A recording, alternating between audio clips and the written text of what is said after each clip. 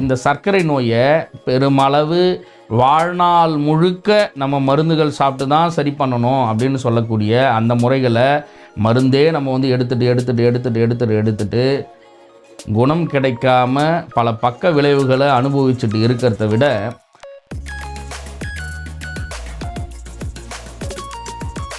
உடலை பேணி காக்கக்கூடிய இந்த சித்த மருத்துவ மருந்துகளை சித்தர்கள்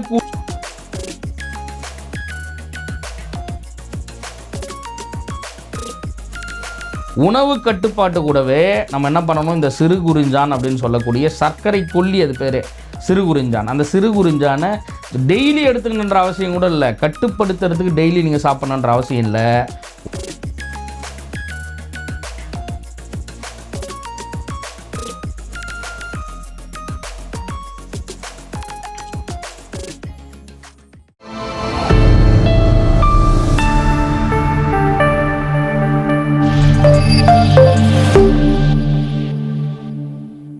காஸ்மோ ஹெல்த் நேயர்களுக்கு வணக்கம்.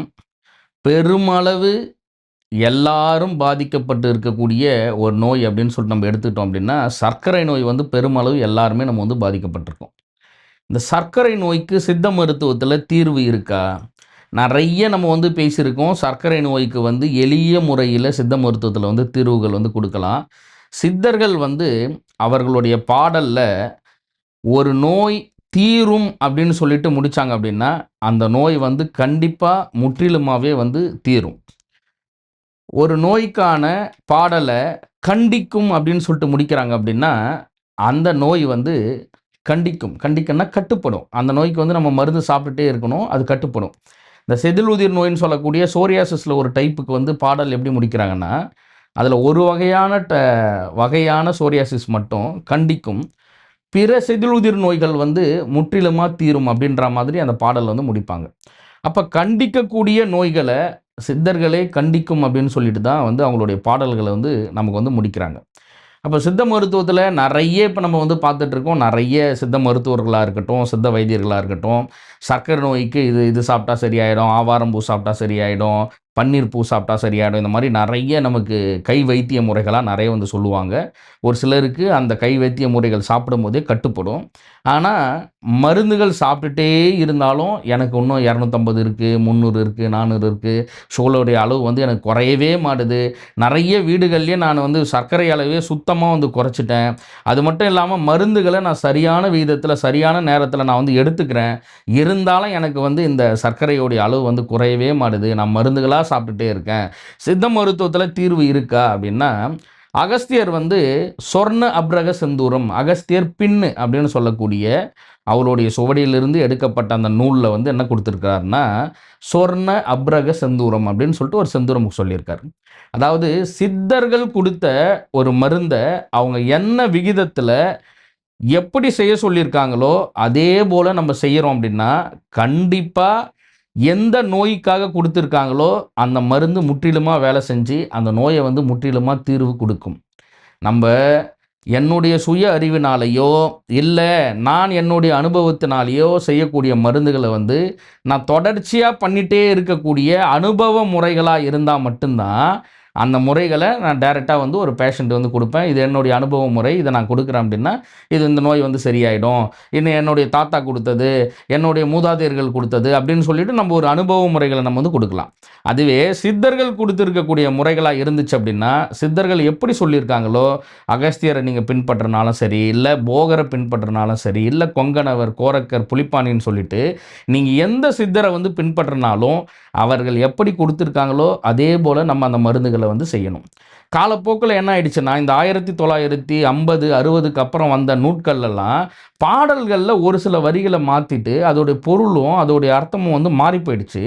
அதனால் மருந்துகள் நம்ம சேர்க்கக்கூடிய அளவே வந்து மாறிடுச்சு. அதனால் பழமையான நூட்களில் இருந்து அந்த சித்த மருத்துவ குறிப்புகள் வந்து என்ன கொடுத்துருக்காங்களோ அந்த மாதிரி நம்ம அந்த மருந்தை நம்ம செஞ்சு கொடுக்குறோம் அப்படின்னா கண்டிப்பாக சித்தர்கள் சொன்ன மாதிரி எந்த நோயாக இருந்தாலும் முற்றிலுமாக நம்ம வந்து தீர்வு கொடுக்க முடியும். அதே போல தான் இந்த சர்க்கரை நோய்க்கும் முற்றிலுமாக வந்து தீர்வு கொடுக்கக்கூடிய ஒரு மருந்துன்னா சொர்ண அப்ரக செந்தூரம். இந்த சொர்ண அப்ரக செந்தூரத்தை அகஸ்தியர் என்ன சொல்கிறாரு அப்படின்னு சொல்லிட்டு அவருடைய பாடலை நம்ம வந்து பார்ப்போம். அதில் வந்து மேகம் வந்து கடலோடி போகும் அப்படின்னு சொல்கிறாரு. மேக நோய்கள் என்பதும் கடலோடி போகும்னு சொல்லக்கூடிய இந்த சொர்ண அப்ரக செந்தூரத்தை அவர் எப்படி சொல்லியிருக்காரோ அந்த மாதிரி நம்ம எடுத்துக்கிறோம் அப்படின்னா கண்டிப்பாக முற்றிலுமாக வந்து சர்க்கரை நோய் நமக்கு வந்து தீரும். அந்த பாடலை வந்து நம்ம இப்போ வந்து பார்க்கலாம். கூறவே சொர்ண அப்ரக செந்தூரமைந்து,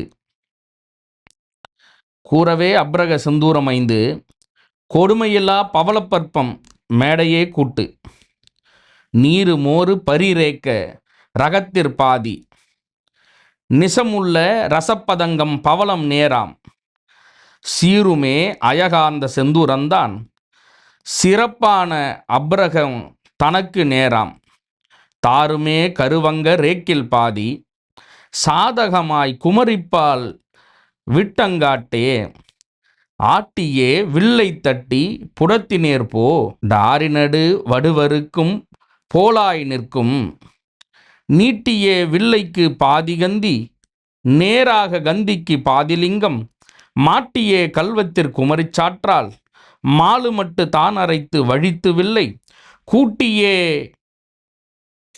இரவிதனில் உலர்ந்த பின்பு, அதான் ரவிதனில் உலர்ந்த பின்பு, குகையில் இட்டு சீலை செய்து புடத்தை போடு, புடம்போட 7 தரம் சிவந்து காணும், பொல்லாத மேகமெல்லாம் கடலோடி போம், திடம்பாறு வன்மையது குறைந்திருந்தால், ஜெயலிங்கம் அரைக்கழஞ்சி சேர்த்து போடு, விடம் போல வந்த நோய் மேகம் தீர்ந்து விட்டோடி போகும் அப்படின்னு சொல்லிட்டு அகஸ்தியர் வந்து சொல்கிறார். இப்போ இதில் நீங்கள் பார்த்தீங்க அப்படின்னா புடம்போட 7 தரம் சிவந்து காணும், பொல்லாத மேகமெல்லாம் கடலோடி போகும் அப்படின்னு சொல்லிட்டு சொல்கிறார். பொல்லாத மேகமெல்லாம் கடலோடி போகும், திடம்பாறு வன்மையது குறைந்திருந்தால், செயலிங்கம் அரைக்கழஞ்சு சேர்த்து போடு, விடம் போல வந்த நோய் மேகம் தீர்ந்து விட்டோடி போகும் அப்படின்னு சொல்கிறார். விடம் போல வந்த நோய் மேகம் தீர்ந்து விட்டோடி போகும் அப்படின்னு சொல்லிட்டு அகஸ்திய பெருமான் வந்து சொல்கிறார். அப்போது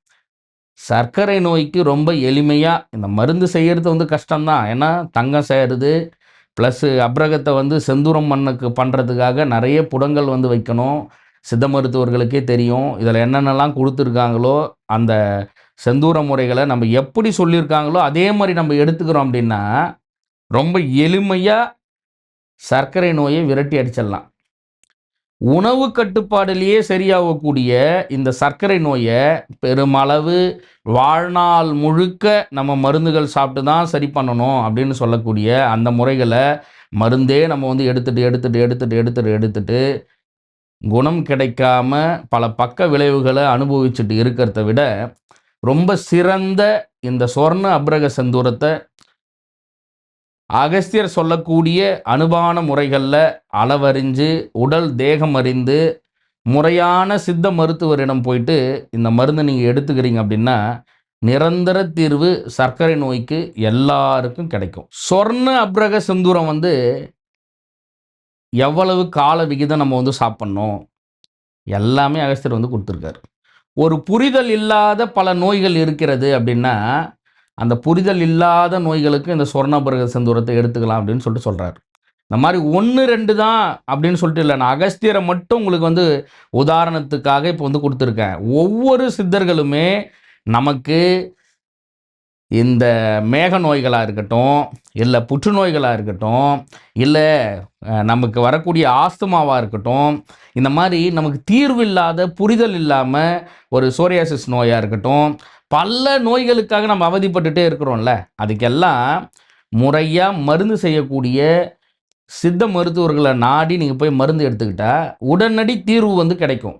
அதை விட்டுட்டு நான் மருந்துகள் சாப்பிட்டுட்டே இருக்கேன், நான் நாட்டு மருந்து சாப்பிட்டேன், சித்தா மருந்து சாப்பிட்டேன், இங்கே சொன்னாங்க அங்கே சாப்பிட்டேன், இங்கே சொன்னாங்க அங்கே சாப்பிட்டேன்னு சொல்கிறத விட பக்க விளைவுகளே இல்லாமல் நம்ம உடலுக்கு வன்மை அளிக்கக்கூடிய நன்மை அளிக்கக்கூடிய உடலை பேணி காக்கக்கூடிய இந்த சித்த மருத்துவ மருந்துகளை சித்தர்கள் கூறிய போலவே நம்ம வந்து எடுத்துக்கிட்டாவே ரொம்ப எளிமையாக வந்து சரியாயிடும். ஆரம்ப நிலையில் இருக்கக்கூடிய சர்க்கரை நோய்க்கு சிறுகுறிஞ்சான் அப்படின்னு சொல்லக்கூடிய அந்த மூலிகையை வெறுமனே சிறுகுறிஞ்சான் மட்டும் நம்ம எடுத்துக்கிட்டாவே நல்லா இருக்கும். உடல் வன்மை குறைஞ்சிடுது. எனக்கு எங்கள் வீட்டில் வந்து அப்பாவுக்கு வந்து சர்க்கரை நோய் இருந்தது, அம்மாவுக்கு இருந்தது, தாத்தாவுக்கு இருந்தது, எனக்கு வந்துருமோ அப்படின்ற பயம் இருக்கிறவங்க என்ன பண்ணணும், உணவு கட்டுப்பாட்டு கூடவே நம்ம என்ன பண்ணணும், இந்த சிறு குறிஞ்சான் அப்படின்னு சொல்லக்கூடிய சர்க்கரை கொல்லி, அது பேர் சிறு குறிஞ்சான். அந்த சிறு குறிஞ்சானை டெய்லி எடுத்துக்கணுன்ற அவசியம் கூட இல்லை, கட்டுப்படுத்துறதுக்கு டெய்லி நீங்கள் சாப்பிடணுன்ற அவசியம் இல்லை. ஒரு வாரத்தில் வாரத்தில் ஒரு 2 நாள் நீங்கள் வந்து சிறு குறிஞ்சான் வந்து எடுத்துக்கலாம்.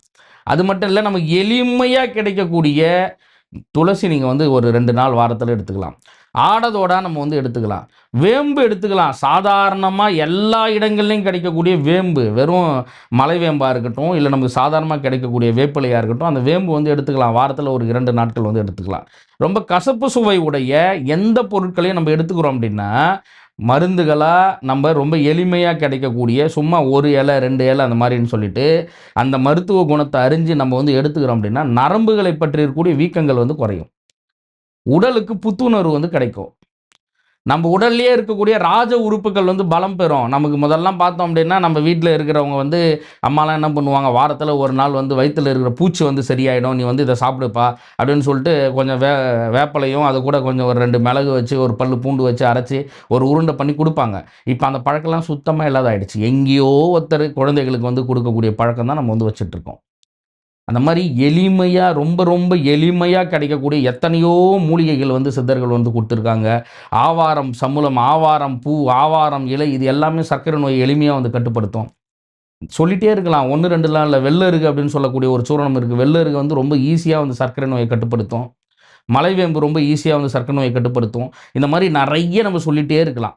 ரொம்ப எளிமையாக ஆரம்பித்து இந்த மாதிரி சித்தர்கள் சொல்லக்கூடிய மருத்துவ முறைகளை முறையாக நம்ம எடுத்துக்கிறோம் அப்படின்னா, சர்க்கரை நோயிலிருந்து முற்றிலுமாக நம்ம எல்லாரும் வந்து விடுபடலாம். நன்றி, வணக்கம்.